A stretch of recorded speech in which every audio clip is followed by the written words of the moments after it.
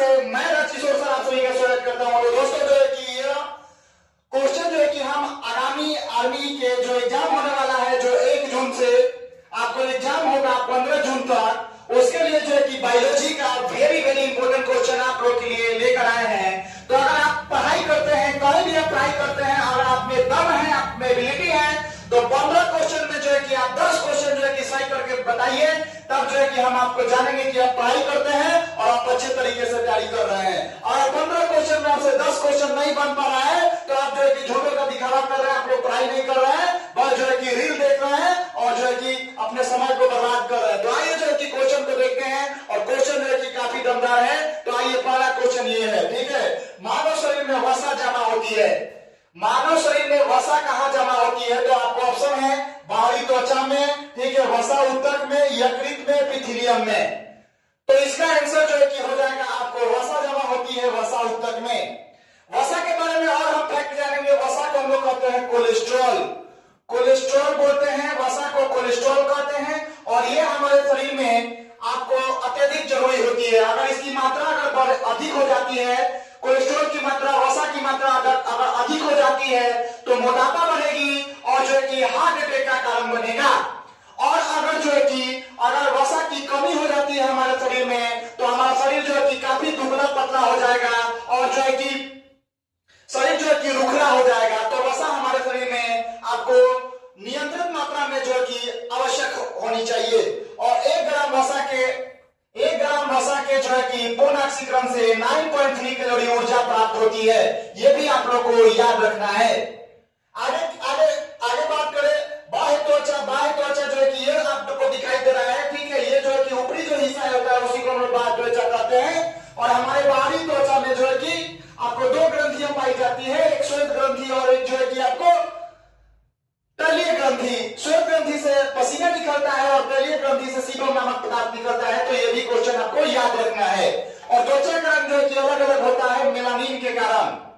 त्वचा का रंग जो है कि अलग अलग होता है मेलानिन के कारण होता है। मानव शरीर में जो सबसे बड़ा जो त्वचा होता है, सबसे जो मोटी त्वचा है वो जो है कि तलवे की त्वचा होती है, और जो है कि सबसे पतली त्वचा होती है आंख की पुतली की त्वचा होती है।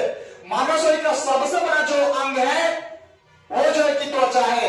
और ग्रंथि की बात की जाए तो सबसे बड़ा जो ग्रंथि है वो आपको यकृत है। आगे यहाँ पे हम देखेंगे कि यकृत ये मानव शरीर की सबसे बड़ी जो है कि आपको ग्रंथि है और इसका वजन 1.5 से 2 केजी होता है। और ये जो है कि एचसीएल का उत्पादन करता है और एचसीएल हमारे शरीर में भोजन को पचाने में मदद करती है। एपिथेलियम की बात की जाए तो एपिथेलियम एक ऊतक है और ये जो है कि हमारे शरीर के या किसी भी जीव के बाहरी हिस्सों में एपिथेलियम पाया जाता है। तो इस तरह से जो एकदम जो है कि क्वेश्चन का ऑपरेशन करते हुए जो कि सारे ऑप्शन को पढ़ना है, तो आप जो है कि हमारे वीडियो में बने रहिए। बाकी जो है कि आपको नहीं पढ़ना है तो वीडियो को स्किप कर दीजिए। आगे क्वेश्चन की ओर बढ़ते हैं।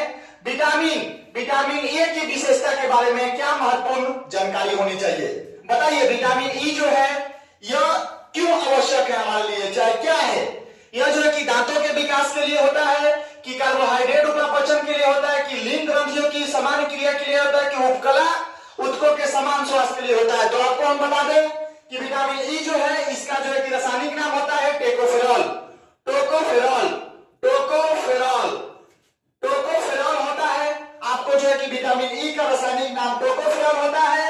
और ये जो है कि हमारी जन्म क्षमता को मजबूत करता है, यानी जो है कि हमारी जो जन्म क्षमता है जिसे हम अपने जैसे जो कि संतति को पैदा कर सकते हैं, तो उसके लिए जो है कि यह काफी जरूरी होती है। और ये जो है कि लिंग ग्रंथियों के जो है कि समान क्रिया में आवश्यक होती है। विटामिन ई की बात की तो ये विटामिन ई जो है कि हमें अंकुरित अनाज से मिलता है। अंकुरित अनाज यानी कि जो जमा हुआ अनाज होता है, चना हो गया, मूंग हो गया, गेहूं हो गया, जो अंकुरित अनाज है उससे जो है कि विटामिन ई मिलता है। तो ऐसे ही क्वेश्चन को पढ़ने के लिए, देखने के लिए आप हमारी संस्था सूर्योदय जीएस एकेडमी मशरक से जुड़ सकते हैं। और ऑनलाइन के लिए हमारी जो है कि चैनल को सब्सक्राइब करिए और लाइक शेयर कमेंट जरूर करिए। चलिए आगे क्वेश्चन की ओर बढ़ते हैं। निम्नलिखित में से किस तत्व का संबंध दांतों के विकृति के साथ है? बताना है कि 4 तत्व यहां दिया गया है, क्लोरीन, ब्रोमीन, फ्लोरीन, आयोडीन। इनका जो संबंध जो है दांतों के, इसमें बताना है कि दांत इससे किससे जो है कि क्षय होते हैं। तो सबसे पहले हम बता दें कि दांतों के निर्माण के लिए कैल्शियम और फास्फोरस की जरूरत होती है। कैल्शियम और जो है कि फास्फोरस जो है कि हमारे दांतों के निर्माण के लिए आवश्यक होती है। और दांत जो है, दांत ये इसका एनामिल जो होता है वो सबसे मजबूत हिस्सा होता है। और दांतों के विकार के लिए या दांतों के विकृति के लिए ये फ्लोरीन जो है ये आपको महत्वपूर्ण तत्व है। फ्लोरीन की आवश्यकता से अधिकता से हमारा दांत जो है कि टूटकर विकृत हो जाएगा। तो इसीलिए जो है कि इसका आंसर हो जाएगा फ्लोरीन। क्लोरीन की बात करें तो Cl इसका संकेत होता है। और क्लोरीन जो है कि फूलों का रंग उड़ा देती है और सबसे ज्यादा इलेक्ट्रॉन बंधुता आपकी क्लोरीन की होती है। तो क्लोरीन आपको याद रखिएगा। ब्रोमीन जो है द्रवावस्था में पाए जाने वाला ये जो है कि एक अधातु है। द्रवावस्था में पाए जाने वाला क्या है? अधातु है आपको जो है कि ब्रोमीन। और आयोडीन की बात किया जाए तो ये हमारे जो है कि आयोडीन हमारे शरीर में थराइड ग्रंथियों के संचालन के लिए उपयोग होता है। अगर आयोडीन की कमी हो जाए तो जो है कि आपको घेगा रोग या गलकंठ रोग या ग्वाइटर रोग हो जाएगा। और सभी जो है कि खरपतवार में जो है कि आपको आयोडीन पाया जाता है। चलिए आगे क्वेश्चन की ओर बढ़ते हैं। लोहा आवश्यक है, लोहा हमारे शरीर में क्यों आवश्यक है? तो ऑप्शन देखिए, हीमोग्लोबिन और आरबीसी के निर्माण के लिए, हीमोग्लोबिन और आरबीसी के निर्माण के लिए, समान स्वास्थ्य बनाए रखने के लिए, शरीर के ऊतकों तक ऑक्सीजन पहुंचाने के लिए। और डी में देखा है इनमें से सभी। तो इसका आंसर जो हो जाएगा सभी, क्योंकि लोहा हमारे शरीर में आरबीसी का निर्माण करता है और आरबीसी में आपको हीमोग्लोबिन पाया जाता है जो ऑक्सीजन को पहुंचाने में और कार्बन डाइऑक्साइड को बाहर लाने में मदद करता है। तो लोहा जो है कि हमारे शरीर में ये सभी क्रियाओं के लिए आवश्यक है। लोहे की कमी से जो है कि आपको खून की कमी होगा और खून की कमी से एनीमिया नामक रोग हो जाएगा। तो जो क्वेश्चन को एकदम धुआं करने के लिए आप लोग जो है कि वीडियो में बने रहिए। चलिए आगे क्वेश्चन जो देखते हैं। केंद्रीय औषधीय शोध संस्थान भारत में कहां स्थित है? आपको ऑप्शन ए में है नागपुर में, हैदराबाद में, लखनऊ में, मैसूर में। तो केंद्रीय औषधि यहाँ पे जहां पे औषधि के लिए शोध होता है, औषधि बनाई जाती है, भारत में बताना आपको कहां होती है। ठीक है, 4 ऑप्शन है, नागपुर, हैदराबाद, लखनऊ और मैसूर। तो इसका आंसर हो जाएगा आपको लखनऊ हो जाएगा जो कि यूपी की राजधानी है। और यहीं पे आपको केंद्रीय औषधि शोध संस्थान है और साथ में यहीं पे 20 अनुसंधान केंद्र भी है। लखनऊ की बात किया जाए तो लखनऊ जो है कि गोमती नदी के तट पे है। याद रखिएगा, लखनऊ जो है कि गोमती नदी के तट पे है। हैदराबाद जो है कि मूसी नदी के तट पे है। आगे क्वेश्चन की ओर बढ़ते हैं। आगे है टाइफाइड पैदा किया जाता है। टाइफाइड जिसको हम लोग कहते हैं मियादी बुखार। टाइफाइड जो है कि मियादी बुखार है और ये जो है कि जीवाणु से होता है और इससे जो है कि हमारा आंख प्रभावित होता है। तो बताइए ये कौन से जीवाणु से होता है? स्यूडोमोनास स्पीसीज द्वारा, कि स्टेफाइलोकोकस स्पीसीज के द्वारा, कि बैसिलस स्पीसीज के द्वारा, कि साल्मोनेला टाइफी के द्वारा, साल्मोनेला टाइफी के द्वारा।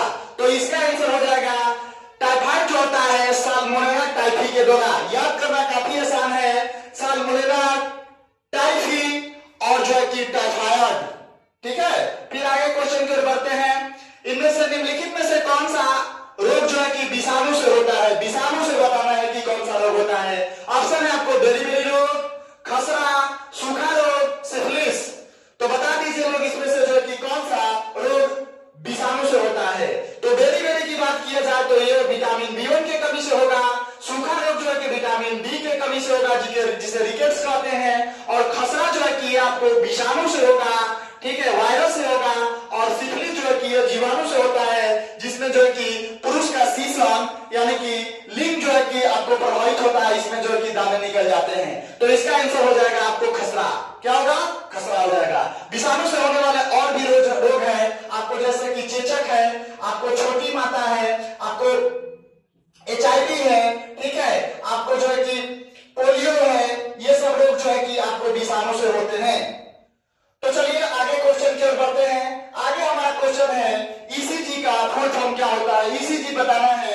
एक ECG जांच होता है तो ECG लोग बताना है कि यह ECG आपको जो है कि इसका फुल फॉर्म क्या होता है। ऑप्शन है इलेक्ट्रोसेलोग्राफ, एंडोस्कोपोग्राफ, इलेक्ट्रॉन कार्डियोग्राफ, इलेक्ट्रोकार्डियोग्राफ, ठीक है। तो ईसीजी जो है कि हृदय की धड़कन की, हृदय की जांच के लिए किया जाता है। ईसीजी है आपको हृदय के जांच के लिए किया जाता है, और ईसीजी ये आपको इसका फुल फॉर्म होगा इलेक्ट्रोकार्डियोग्राफ, इलेक्ट्रोकार्डियोग्राफ। और इसके तरफ और भी कुछ जांचें हैं, जैसे आपको आता है बीएमडी, ठीक है, बीएमडी बोन्स मिनरल डेंसिटी, ये जो है कि हड्डी के जांच के लिए, हड्डियों की मजबूती के लिए। आपको एलिसा, एलिसा होता है, एलिसा आपको जो है कि एचआईवी के लिए जांच के लिए होता है। मोन्टू टेस्ट, मोन्टू टेस्ट जो है कि आपको जो है कि टीबी के लिए होता है। और जो है कि बिडार टेस्ट जो है, बिडार टेस्ट जो है कि टाइफाइड के लिए होता है, टाइफाइड के लिए होता है। तो ये सब भी आपको याद रखना है कि कौन सा जांच किसके लिए होता है। आगे क्वेश्चन की ओर हम बढ़ेंगे।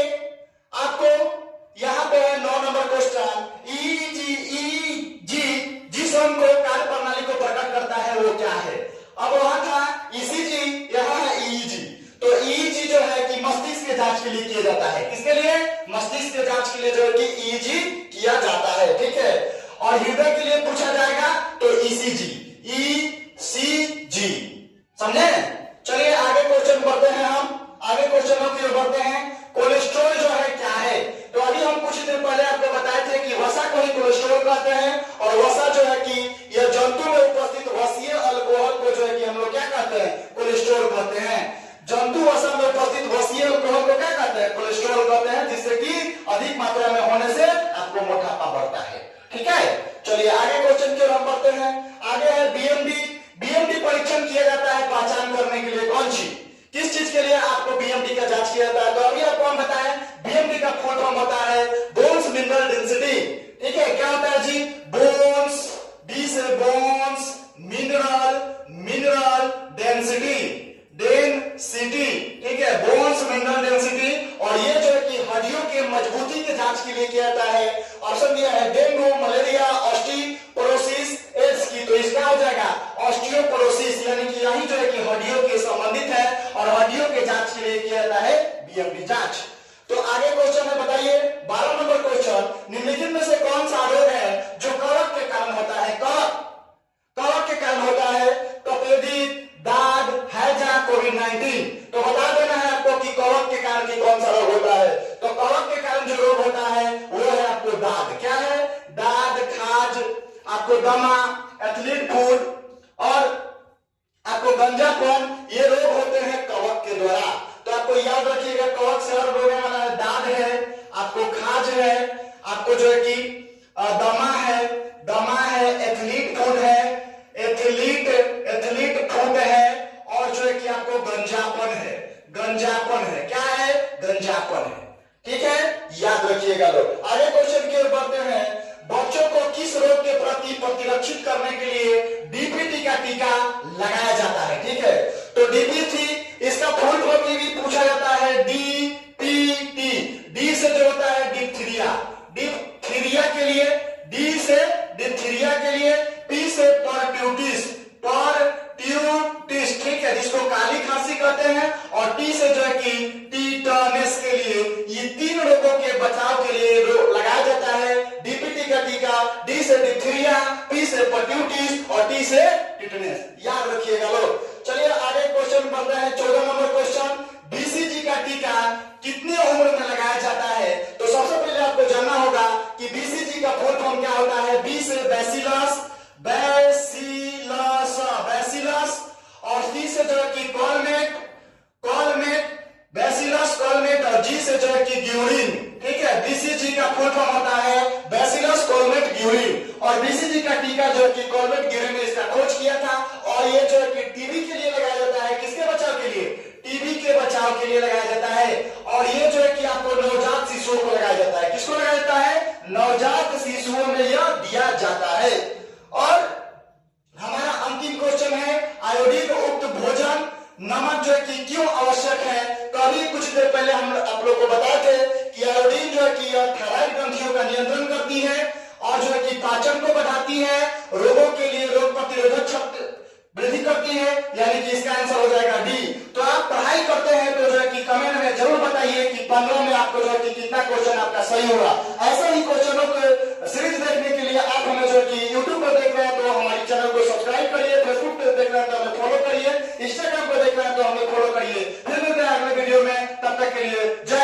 वंदे मातरम।